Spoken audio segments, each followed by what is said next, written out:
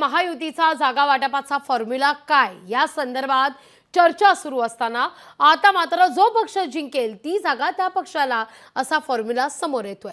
70 मतदारसंघाचा जागा वाटप झाल्याचा दावा करण्यात आलेला आहे। पाहूया या संदर्भातलाच आमचा हा एक खास रिपोर्ट।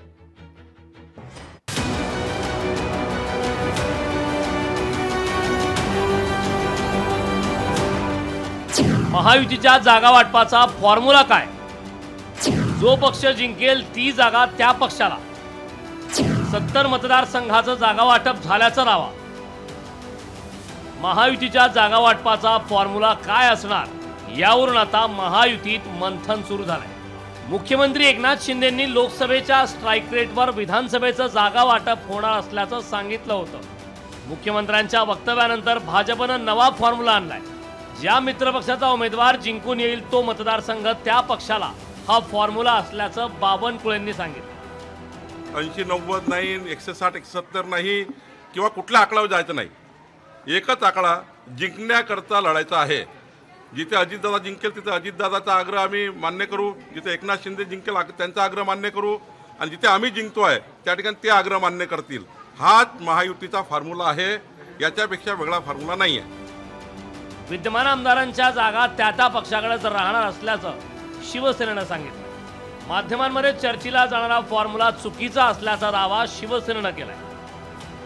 विनिंग सीट ज्या असतील, मग ते राष्ट्रवादीचा असो, शिवसेनेचा असो का भाजपचा असो, त्याला प्रायोरिटी दिली जाणार आहे। कोणी किती जागा लढवावे याबद्दलचा जो संभ्रम आता मीडियाच्या मार्फत किंवा इतर लोक जे काही बोलतायत त्या मार्फत जो येतोय, तसा कोणताही फॉर्म्युला ठरलेला नाही कोणी किती जागा लढवाव्यात। महायुतीच्या 70 विधानसभा मतदारसंघाचं वाटप झाल्याची माहिती भाजपनं दिली। फार मला वाटत की आता 70-80 टाक्यावर आमचं एकमत झालं आहे। एकनाथजी, देवेंद्रजी, अजितदादा प्रेस घेतील। नक्की तुम्हाला त्या ठिकाणी म्हणजे महाविकास आघाडीच्या पूर्वी महायुतीचा फॉर्म्युला आणि जागा वाटप झालेले दिसतील। जागा वाटप अतिशय चांगल्या प्रकारे पुढे चाललेलं आहे। आम्ही लवकरच ते पूर्ण करू। दिल्लीतून भाजप दरडावून सांगेल त्या जागा महायुतीतल्या मित्रपक्षांना घ्याव्याच लागतील असा टोला काँग्रेसनं लगावलाय। त्यांच्यात प्रचंड संघर्ष चालू आहे आणि असं शेवटी सांगितलं जाते, आम्हाला तरी जे कळतं काही नाही, शेवटी दिल्लीवरून दम देऊन सांगण्यात येईल की एवढ्या जागा तुमच्या आणि त्या त्यांना स्वीकाराव्या लागतील।